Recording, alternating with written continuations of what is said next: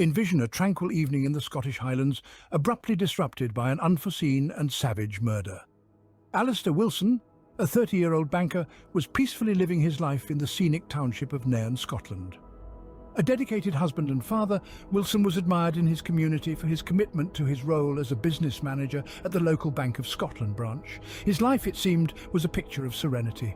However, on the eerie night of November 28, 2004, this serenity was violently disturbed. An unknown man, clad in ominous attire and a baseball cap, appeared alarmingly at Wilson's doorstep. He called for Wilson by name, a call that was far from a harmless interaction. This unassuming evening was on the brink of an unimaginable turn. As Wilson faced the stranger at his doorstep, the peaceful night was punctured by the sound of a gunshot. Alistair Wilson, in a terrifying twist of destiny, was shot. Right there at his doorstep, his life suddenly and brutally extinguished. The scenic township of Nairn, once a symbol of peace, was now the setting of a perplexing, savage murder. A husband, father and respected banker was lost, leaving behind a family, a community and a mystery that would perplex Scotland for many years. And just like that, a serene evening morphed into a scene of a ruthless murder. The question lingered: who assassinated Alistair Wilson? As the news of Wilson's murder disseminated, the pursuit for his assassin commenced, leading to one of Scotland's most extensive murder investigations. Navigating through a labyrinth of unresolved questions and obscure leads, the investigators struggled to identify a clear motive for the murder. Alistair Wilson, a 30-year-old banker and devoted family man, appeared an improbable victim of such a brutal crime. The shooter, an unidentified man cloaked in a baseball cap and dark attire, had specifically asked for Wilson before mercilessly gunning him down at his doorstep. This unnerving detail hinted at a personal motive, but the link to Wilson remained ambiguous. In their unyielding quest for justice, some new intriguing leads surfaced. Among these was the discovery of a vintage firearm, the lethal weapon used in the murder. The use of such an antique weapon in a modern crime added another layer of perplexity to the already puzzling case. Several sightings of potential suspects in the vicinity before the crime suggested premeditative planning. Reports of unidentified individuals lurking around the area raised suspicions of Wilson being under surveillance. A deep dive into Wilson's personal life opened up a potential motive in the form of a local planning dispute. Wilson was reportedly involved in a contentious disagreement over the decking at a neighbouring hotel. Could a seemingly insignificant conflict have escalated to murder, or was this merely a smokescreen? With each piece of evidence, the puzzle became more complex, and the case seemed to grow colder. As each day passed, the mystery continued to puzzle investigators, leaving behind one lingering question: who would desire Alistair Wilson's demise? As the investigation advanced, it took unforeseen turns, illuminating aspects of Wilson's life that provoked more questions than answers. From the obscure corners of this unsolved case, Alistair Wilson's participation in a local planning dispute emerged. This conflict, at first dismissible, was pointed out by Police Scotland as a potential motive for the heinous act. The disagreement concerned decking at local hotel, an issue that under normal circumstances wouldn't lead to such extreme violence. However, in the labyrinth of true crime, it's typically the unassuming details that carry the most ominous suggestions. But there was yet another layer to this mystery. Police Scotland began to theorise that the solution to this enigma didn't reside in some unclear business transaction or job rivalry. No, they opined, the answer was hidden within the layers of Wilson's personal life. His life in the peaceful town of Nairn, Scotland, with his wife and kids. This theory gave a stir. It implied that the murderer might not be a faceless outsider, but someone from Wilson's own circle. This idea struck fear into the hearts of the townsfolk, but like all theories, it required evidence. It required confirmation. In 2023, a new twist rocked the media. Police Scotland publicised their assumption that not one but two individuals were implicated in the shooting. One of them was presumably a local with a criminal past. An unidentified man in a baseball cap and dark attire who requested for Wilson by name before shooting him. These revelations paved the way for new leads in the investigation, but they also deepened the enigma. Who were these two people? What was their connection to Wilson? And crucially, what motive did they have to want him dead? The investigation was far from conclusion. and the twists and turns only amplified the enigma of Alistair Wilson's murder. Years elapsed, but the spectre of Alistair Wilson's murder continued to cast a long shadow, with the case still remaining a mystery. The unyielding march of time, however, did nothing to hinder the unwavering efforts of Police Scotland and the Crown and Procurator Fiscal Service. Continuously, relentlessly, they sifted through every shred of evidence, every lead, every conceivable motive. In year 2023, a beam of possibility pierced the inky veil of this enigmatic case. Police Scotland put forth a fresh conjecture. Two people, not one, may be implicated in the assassination. The mystery deepened. According to this speculation, one of these persons was likely a local with a record of crime. Was this the final piece of the puzzle, or just another unexpected turn in this ever-twisting narrative? As the investigators pressed on in their pursuit of truth, a parallel narrative was being woven. It's the story of a family, scarred by tragedy and frustration. The Wilson family, having to deal with the loss of their kin, also had to confront the bitter reality of an investigation they believed was bungled. Their calls for justice reverberated in the void left by the unresolved mystery, a plea seemingly falling on indifferent ears. But in their hearts, the spark of hope still glowed. Hope that eventually the fragments of this baffling mystery would align. Hope that justice would ultimately prevail. Thus, they persist in their hunt for answers, their pursuit of closure, their struggle for justice. The quest for answers persists, and the mystery of who assassinated Alistair Wilson endures. More than a decade has elapsed since that ill-fated evening in Nairn, and the murder of Alistair Wilson still remains an unresolved enigma. Despite exhaustive investigation and Scotland's largest inquiry, the motive behind this shocking crime is still up in the air. Various theories have surfaced and faded away. Could it have been a disagreement over local development plans? Or was it something more personal tied to Wilson's private affairs? The introduction of a second individual, presumably a local with a criminal past, has only complicated the enigma further. This ongoing puzzle has cast a dark shadow over the community of Nairn, leaving a lingering sense of unease. Moreover, it is Wilson's family that bears the heaviest burden of this unsolved enigma. The family continues their pursuit of justice. Their discontent with the investigation's process is palpable. The ramifications of Wilson's murder create ripples that extend well beyond the initial tragedy. In the end, one question continues to haunt us. Who assassinated Alistair Wilson? Hopefully one day, we'll finally uncover the truth. Envision disappearing without a trace, leaving behind an enigma that haunts a nation. This is the haunting narrative of Lamplugh. On a seemingly ordinary day in the summer of 1986, Susanna Jane Lamplugh, a British realtor known to her loved ones as Suzy, embarked on her usual work routine. Little did she know, this day would deviate from the ordinary and descend into a chilling nightmare. Leaving investigators puzzled till date, Suzy started her day like any other, got dressed and reported to her office in Fulham, London. Known for her dedication and commitment to her clients, she had a meeting scheduled with a potential client. A man unknown to her, anyone in her circle referred to as Mr. Kipper in her diary. The identity of this Mr. Kipper posed a mystery then, and it continues to be one. Was he a genuine client, or was he mastermind of a sinister scheme? These questions soon swept the nation. Suzy departed her office to show a house to Mr. Kipper. Eyewitnesses reported her entering a car, engaged in what appeared to be a heated argument with a man who bore a striking resemblance to John Cannon, a man who was later sentenced for separate heinous crimes. But more on that later. Returning to Suzy. She left her office that day for a supposed routine house showing, stepping into an unpredictable situation. Her car was later discovered abandoned, her personal belongings intact. But Suzy was nowhere to be found. An intensive, exhaustive began, spanning years but producing no definitive answers. The ambitious young realtor had disappeared, leaving behind a haunting enigma that continues to perplex us. She departed for and with Mr. Kipper, a name unfamiliar to her colleagues, and was never seen again. Every enigma has a main suspect, and in Suzy's case it was John Cannon. The name John Cannon, a term that brings about an icy chill. A man burdened by a criminal history as black as the night, incarcerated for more than 3 decades for the sexual assault and murder of Shirley Banks. His malevolent deeds extend beyond that, with convictions for numerous other sexual crimes, sketching the portrait of a man capable of unimaginable horrors. Flashback to the summer of 1986. Witnesses claimed to see a man resembling Cannon with Suzy Lamplugh, the vivacious and lively real estate agent who mysteriously disappeared. The link? Bizarre. As we probe deeper into this intricate web, we find the evidence against Cannon to be meagre.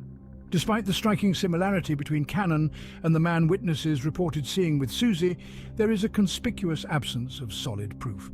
No genetic fingerprint, no reliable alibi, no inculpatory evidence. Merely a faceless man, an ethereal character identified only as Mr. Kipper. The sole connection to Cannon? An ephemeral vision in a witness's recollection, and an automobile, a BMW, similar to one Cannon allegedly had access to. However, the twist is this. Cannon, unwavering in his denial of any involvement in Suzy's disappearance, has never been formally accused in this infamous cold case.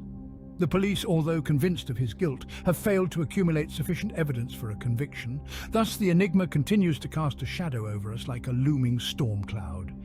Cannon, the main suspect, continues to be just that, a suspect. Even though his name is forever linked with Suzy's tragic story, the reality of what transpired that ill-fated day is still buried under layers of conjecture, hypothesis, and the flow of despite being a main suspect. The evidence against Cannon is circumstantial at best.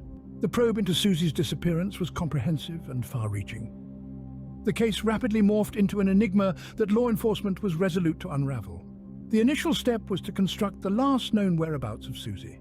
Reports suggested that her last sighting was with a man, a possible client identified only as Mr. Kipper, at a property showcase in the bustling London borough of Fulham.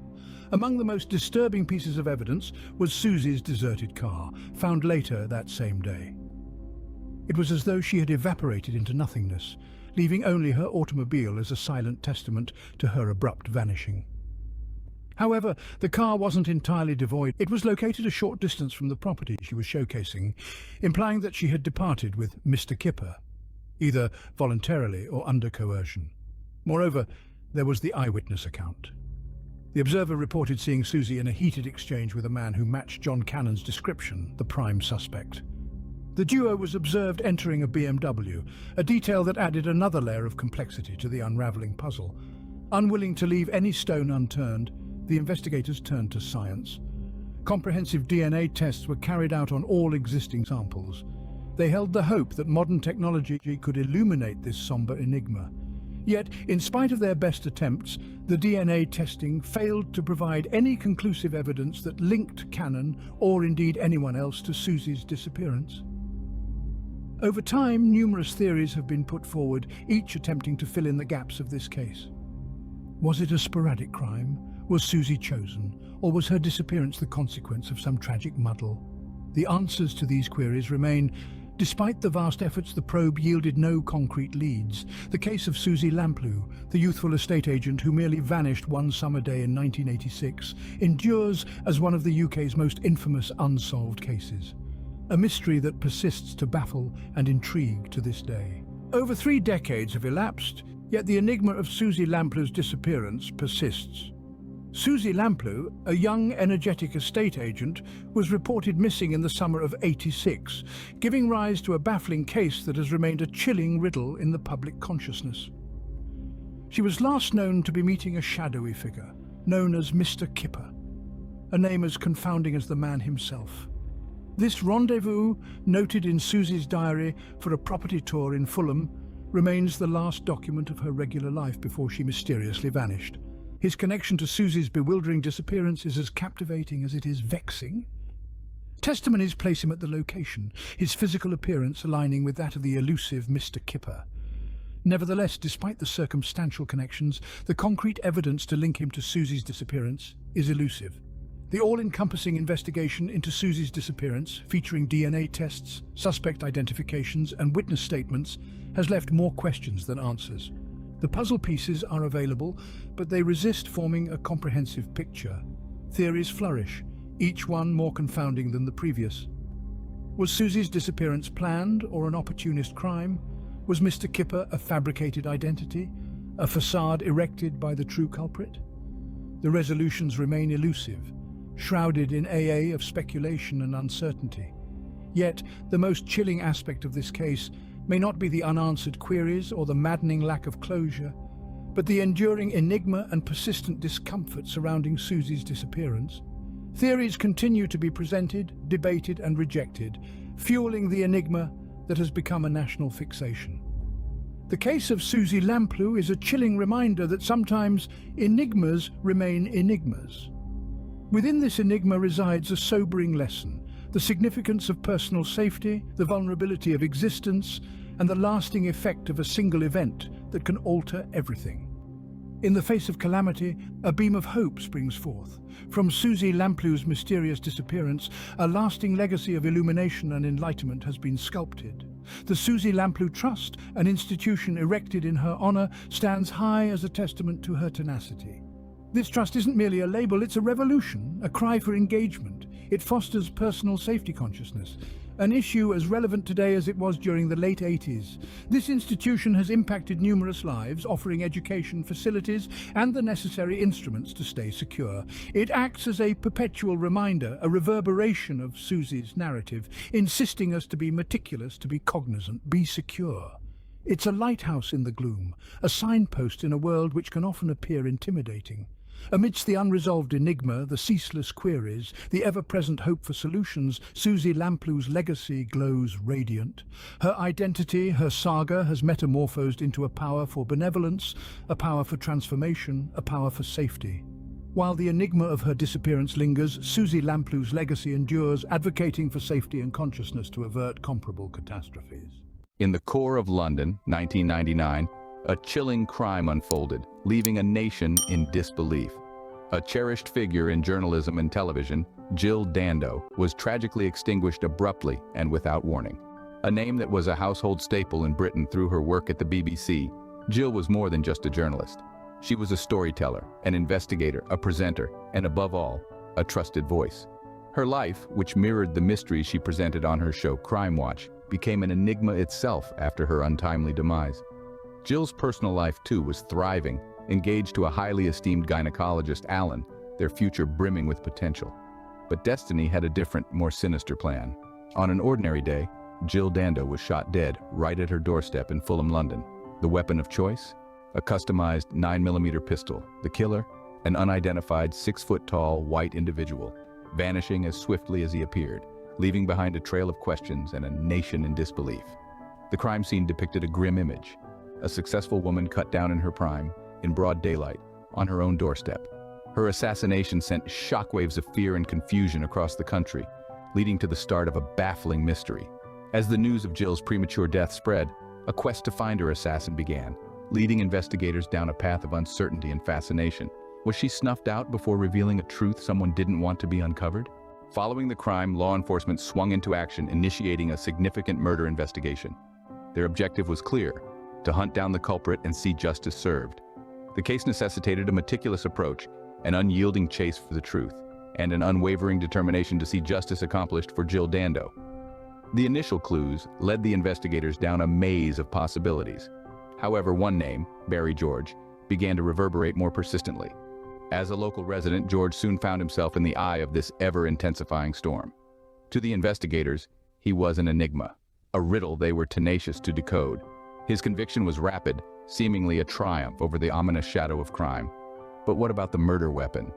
Now that's the intriguing bit.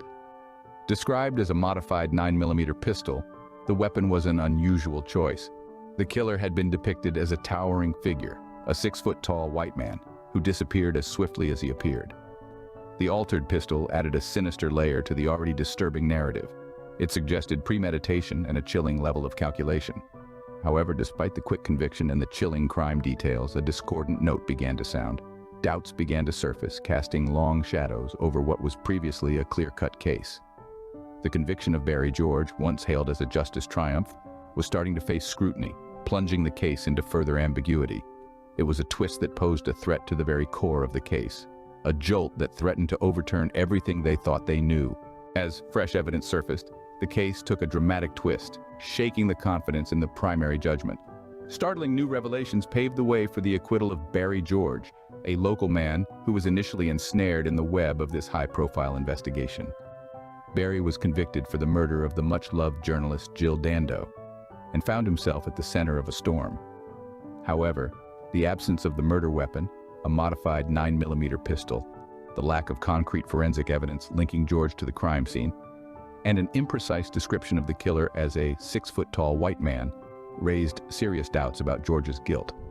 These gaps in evidence made it increasingly challenging to establish George's indisputable connection to the crime. Consequently, the prosecution's case, that once seemed an unbreakable fortress, began to collapse. The conviction, once considered a closed chapter in this disturbing narrative, was overturned, and Barry George walked out a free man. Yet this twist in the tale left more questions than answers. If indeed George was innocent, then who was the true perpetrator?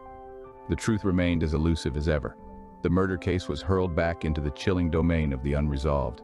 With George's acquittal, the true culprit was still at large. The case was once again shrouded in the mystery of the unsolved.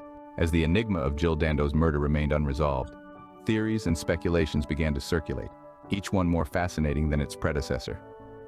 Doubts were cast over the conviction of Barry George, a local man whose charge was ultimately quashed due to the absence of compelling evidence. This shift led to an increased emphasis on the profile of the murderer, a towering white male. Was it conceivable that the actual assassin had evaded capture? One hypothesis implied a connection to Dando's role on the BBC program Crime Watch. Could her position of presenting criminal cases to the public have made her a target of someone she indirectly unmasked? Yet another hypothesis focused on the murder weapon, a tailored 9mm pistol. This fueled conjecture about a professional contract killing, prompting queries about potential motives for such a deed.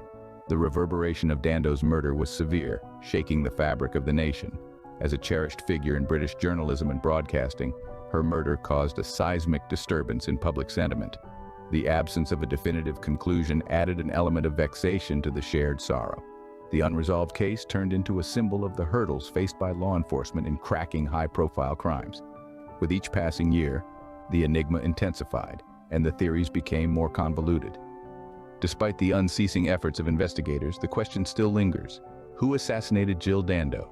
2 decades on, the unresolved murder of Jill Dando continues to captivate the public's imagination, a haunting testament to a life tragically cut short. This notable English journalist and TV host, known for her commendable work at the BBC, was brutally gunned down outside her London residence. The ongoing intrigue surrounding her case, a maze of uncertainty and speculation, has seen the rise and fall of suspects, including the initial conviction and subsequent acquittal of Barry George. Our exploration into this chilling tale has led us through the twists and turns of an investigation that, despite its thorough scope, has yet to deliver justice. From the initial shock of Dando's premature demise to the relentless inquiries that followed, we've delved into the ceaseless endeavors of those resolute to uncover the truth. And yet, the identity of Dando's killer, described as a 6-foot-tall white man with a modified 9mm pistol, remains enshrouded in the shadows.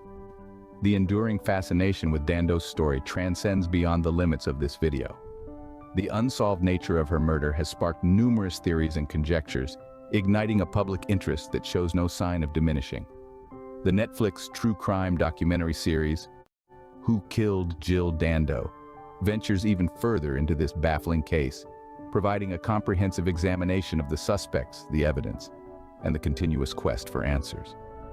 Despite over 20 years having passed, the reverberations of Dando's death continue, a chilling echo of an enigma yet unsolved. This lingering mystery serves as a stark reminder of the sometimes elusive nature of truth and justice. The relentless efforts of the investigators, the sustained public interest, and the lasting memory of Jill Dando herself all bear testament to a life cut tragically short and a puzzle that stubbornly persists. And so the mystery endures, a chilling reminder that sometimes the truth remains just out of reach. In the heart of London, 1975, a series of savage homicides rattled the city's foundation. This is the eerie tale of Eve Stratford and Lynn Whedon, 2 existences tragically extinguished, their fates intertwined by the threads of DNA. The glamorous life of Eve Stratford, a Playboy bunny, was starkly different from that of Lynn Whedon, a young schoolgirl with academic ambitions yet to sprout wings. Though their lives were strikingly different, their horrific ends were eerily identical.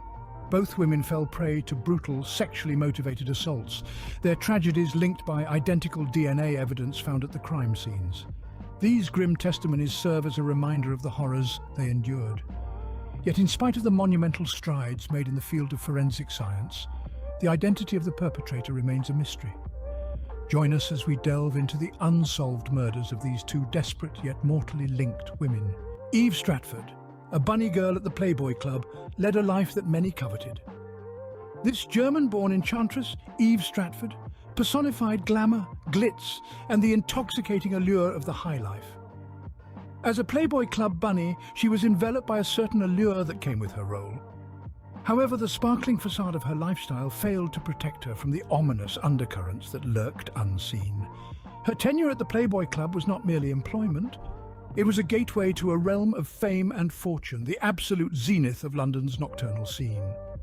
Eve was a recognised presence amongst the affluent and powerful, dispensing cocktails and charisma in perfect balance. Yet beneath her glitzy lifestyle, peril brewed, a threat as tangible as the sparkle in her gaze. The events that precipitated Eve's murder were as mundane as any other day. On that fateful day in March 1975, Eve Stratford's life veered towards a tragic path. Her homicide was not just loss of life, it was a brutal act of violence that profoundly rattled London's elite. The savagery of the crime scene sketched a spine-chilling narrative. This was not an arbitrary act of violence, but rather a calculated, cold-blooded murder. Eve was not merely killed, she was sexually violated, a grim testament to the perpetrator's cruel intentions. The scene was horrific, a stark contradiction to the glitz and glamour of her existence. It was as if the murderer had not only snuffed out her life, but also sought to shatter the illusion of safety her lifestyle purported. Eve's homicide sent tremors through London, but little did anyone anticipate. It was merely the commencement. The city writhed in the aftermath of the ghastly crime, struggling to fathom the enormity of the tragedy. Yet, as the city grieved, a sinister pattern was surfacing, a pattern that would soon lay bare a monstrous reality. Half a year later, Lynn Whedon, a 16-year-old scholar, encountered a similarly gruesome fate. Living life as a jubilant teenager in London, Lynn was recognised for her contagious laughter and her aspiration to become an educator. She was cherished by her companions and family, her future seemingly as bright as her smile. However, September of 1975 held a brutal surprise. As Lynn was heading home from a night out with friends, her path took her through a dimly lit alleyway, where the presumed safety of her neighbourhood was shattered. She was brutally attacked, assaulted and abandoned for dead. The savagery of the assault mirrored the gruesome fate of Eve Stratford earlier in the year, a chilling parallel of the violence that had fallen on the city. Lynn was discovered the next morning, her life prematurely extinguished. Her family was left grappling with the unthinkable. A bright, vibrant life abruptly ended by an act of senseless cruelty. The community was left in shock, the safety of their streets tainted by the horrific crime. The authorities quickly noticed the similarities between Lynn's case and that of Eve Stratford. The same brutal violence, the same disregard for human life. Despite the differences in their lifestyles, one being a glamorous Playboy bunny, the other a scholar with dreams of moulding young minds, they were both victims of the same faceless beast. DNA proof later confirmed the link between the two cases. The same anonymous monster had extinguished two vibrant lives, leaving behind a trail of devastation and unanswered questions. The city was under the shadow of a potential serial killer, a chilling realization that sent shivers down the spines of the residents. Two victims, one city, and a silent predator walking free. The streets of London had become a hunting ground, and the city held its breath, anticipating the nightmare's end. Despite the passage of time, the journey towards justice never lost its momentum. The reverberations of these heinous offences echoed through the corridors of time, refusing to fade into obscurity. In 2004, nearly 3 decades post the devastating incidents, the cases experienced a revival. This was a testament to the unwavering determination of investigators, a beacon of hope for those longing for answers. The reopening of the cases wasn't arbitrary. Pioneering advancements in forensic science had handed investigators a revolutionary tool, DNA evidence. It was a groundbreaking development, a spark of hope in the engulfing darkness. The DNA gathered from the crime scenes of Eve Stratford and Lynn Whedon, once merely a mute spectator of the horror, began to narrate their tales. Their stories intertwined, the DNA strands revealing a spine-chilling truth. The same person was the perpetrator in both assaults. The revelation was as shocking as it was dreadful. The DNA evidence established a solid link, a thread that interwove two separate yet similarly tragic events. But it was merely the start. As investigators plunged deeper, the DNA evidence hinted at something even more ominous. There were potential links to other unresolved cases, an unnerving clue of a probable serial killer dwelling in the shadows of London's past. But despite the DNA evidence, despite the investigators' ceaseless endeavours, the killer's identity remained shrouded in mystery.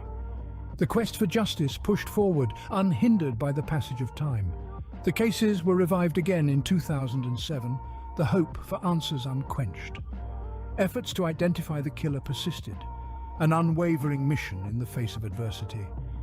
Yet the answers are still out of grasp, the killer's identity firmly lodged in the shadows. Years on, the recollection of these heinous acts still persists. The appalling stories of Eve Stratford and Lynn Whedon, two victims of a merciless offender, have etched an enduring scar on the societal of London. Their premature ends sent tremors through the populace, serving as a sinister alert to the beasts that prowl in the dark. The fallout for the victims' kin was catastrophic. Consider the torment of losing a family member, the suffering magnified by the dreadful nature of their passing. Time might mend some wounds, but the injuries inflicted by these heinous acts are profound, a perpetual reminder of the loved ones they lost to an anonymous killer. Beyond the immediate circle of grief, these homicides shifted the perception of security in London. The city's arteries, once a safe haven teeming with life, were now viewed as potential stalking grounds for an undisclosed killer. These cases spotlighted the peril that can skulk behind the facade of normality, causing a wave of unease to wash over the city. Despite the passing of time, the intrigue and dread surrounding these cases remain unabated. The media, spanning print and digital, have kept these narratives active, their reportage acting as a signal calling for retribution. Works like the ITV crime series The Playboy Bunny Murder have explored the ominous links between the victims, further fueling public curiosity. These productions play a twofold role. They shed light on the somber reality of these incidents and strengthen the call for justice, preventing the cases from vanishing into the ether. The dogged pursuit of truth by journalists and detectives alike is a tribute to the indomitable human spirit. It attests to the belief that justice, though belated, is never forsaken. The reverberations of these heinous crimes echo through the ages, a ceaseless rhythm that refuses to be muted. As long as the killer eludes capture, the search for truth endures, a haunting reminder of an unresolved, lethal enigma. In the face of such brutal crimes, one question remains: who is the killer? The DNA evidence asserts the link between the two horrific crimes, suggesting a single culprit. The chilling chronology of the crimes narrates a grim picture of a predator lurking in the labyrinth of streets. The enduring desire for justice fuels the ongoing search for the killer. Until the day the truth pierces the darkness, the murders of Eve Stratford and Lynn Whedon shall remain a dark, haunting chapter in London's history. Envision being employed on a ferry, amidst the vast ocean, and then, bam, you're nowhere to be found. Such was the peculiar fate of Kevin Dundon, a young kitchen worker, who one day in September 1980 inexplicably vanished from the ferry Viking Viscount. Kevin Dundon wasn't a kitchen worker. He was a young man in the prime of his life, labouring on the ferry that was journeying from Zeebrugge, Belgium to Felixstowe. The North Sea's chilling, merciless waves were the last to witness him. At first, the general consensus was that Kevin had tragically fallen overboard, a heartbreaking mishap, they declared, a woeful culmination to a young life, they lamented. But as the days morphed into weeks, and weeks into months, and months into years, Kevin's disappearance persisted as a perplexing riddle. Despite thorough inquiries, despite the relentless efforts of investigators, Kevin's destiny remained shrouded in uncertainty. His narrative evolved into a spine-chilling phantom story murmured in the halls of the Viking Viscount. However, leap forward 4 decades to the year 2020, and a fresh angle surfaced in this unresolved enigma. The police, after conversing with new witnesses, indicated the probability of foul play. Suddenly, the storyline altered. Was it truly a mishap, or was there a more ominous implication to Kevin's disappearance? But as with any captivating mystery, things are seldom as they initially appear. 40 years after Kevin's vanishing, the case undergoes a sudden, unforeseen twist. The year is 2020 and the enigma of Kevin Dundon's disappearing act is far from buried. In fact, it has resurfaced more bewildering than ever with a bone-chilling new revelation. Armed with fresh leads and recent witness accounts, authorities have started considering a horrifying possibility: that Kevin's disappearance was not accidental. This is not about a young man accidentally slipping off a ship. What we may be witnessing is a potential case of murder. With this alarming change in perspective, the police force is galvanized into action. Dundon's case, once a forgotten file in the archives, has been propelled back into the stern scrutiny of investigation. This isn't anymore about merely untangling an old enigma. It's about delivering justice. Detectives have been on their toes, recording current statements and assembling the puzzle pieces of Dundon's last known hours. They've been imploring for witnesses, encouraging anyone who might have been on the ill-fated ferry journey from Zeebrugge to Felixstowe those many decades past to step forward. Dundon's family, who have long nurtured suspicions of foul play, find themselves in the eye of a storm of renewed endeavours to unearth the truth. Their search for closure has escalated as they encourage anyone with information to step up. The scene is prepared for a deeper exploration into a mystery that has aged over 4 decades. New evidence, fresh accounts, and a relentless pursuit of truth pledge to cast a light on the murky circumstances surrounding Dundon's disappearance. Just when you presume the waters couldn't possibly get any murkier, they certainly do. However, unraveling a 40-year-old unsolved case is no leisurely stroll in the park. No, it's comparable to navigating a treacherous mountain path in the pitch dark during a hailstorm. The investigators find themselves in a relentless struggle, a true Mount Everest of obstacles. First of all, take into account the vast number of people on the Viking Viscount. It's akin to trying to recognise a single face in a throng at a rock concert, only this concert occurred 4 decades ago. Additionally, everyone could possibly be a suspect. The man in the flashy Hawaiian shirt, the quiet old woman knitting in the corner, even that unusually large poodle in the pet area. Who can say? Secondly, the lack of proper identification records in 1980 creates an extra layer of complexity.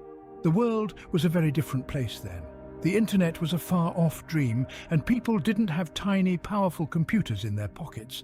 The idea of a digital footprint was as foreign as disco music is to a millennial. The outcome? A maddening absence of digital clues for our fearless detectives to follow. Not to mention the supposed crime scene was a ferry in the heart of the North Sea. It's not as if they can just nip over for a quick investigation. No, it would be more akin to embarking on a maritime adventure. Seriously, do they think they are Jacques Cousteau? Lastly, there's the relentless march of time. 40 years have passed, and with them, memories blur, witnesses vanish, and leads turn frigid. It's a race against the clock, and the clock has a 40-year head start. So what is the conclusion of all of this? Well, as the saying goes, like trying to locate a needle in a haystack.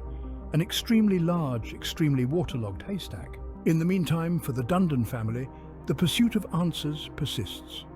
This is the chronicle of the Dundons, united by blood and a common pursuit of truth. They've long suspected that Kevin's disappearance was not an unfortunate accident, but a vile act of foul play. This suspicion is far from being unfounded and is reinforced by discrepancies in the original investigation and the chilling lack of any evidence of Kevin. The Dundons have been anything but passive. Over the recent years, their quest for truth has escalated. They've approached the judicial system, advocating for a renewed investigation into Kevin's case. They've fought against the torrents of time, against the fading recollections of potential witnesses, and against the administrative complications that frequently envelop cold cases. But their pursuit for answers isn't just a logistical fight. It's an emotional voyage, a raw and distressing reminder of a family member forever gone. The void that Kevin's absence created cannot be filled, but the Dundons believe that uncovering the truth and finding closure can somewhat soothe their suffering. Their plea is straightforward yet urgent. Come forward, they appeal to anyone with knowledge. Each person hears their tale. Each repetition of Kevin's story could potentially unravel the enigma that has tormented them for decades. They acknowledge that the odds are stacked against them. They know that the passage of time only escalates the difficulty of their pursuit. But they refuse to back down. The sea may have consumed the secrets of that ill-fated day, but hope, it appears, floats. The Dando family's quest for closure, their relentless pursuit of truth, is a demonstration of the enduring human spirit. Their story speaks volumes about the power of love, tenacity, and an unwavering quest for justice. So what transpired with Kevin Dando on that fateful day in September 1980? This question has hung over the case like a heavy cloud for over 4 decades now. Kevin, a junior kitchen hand on the ferry Viking Viscount, disappeared without leaving any trace. Despite thorough inquiries, the enigma surrounding his disappearance still remains unsolved. We have knowledge that he was on duty in the galley that critical day, but did he accidentally fall overboard, as was originally thought? Or did he fall prey to a heinous act? The authorities have suggested the latter, based on recent eyewitness accounts. However, who would want to harm a kitchen worker on a ferry, and what could be their motive? Furthermore, there's the formidable task of identifying potential witnesses from the myriad passengers aboard that day. The absence of proper identification records only exacerbates the complexity of the case. Could any of them hold the key to this unsolved puzzle? We encourage you to reflect on these unresolved questions and share your thoughts with us. Maybe collectively we can illuminate this dark mystery. But until those answers are found, the enigma of Kevin Dando's disappearance remains just that, an unsolved mystery.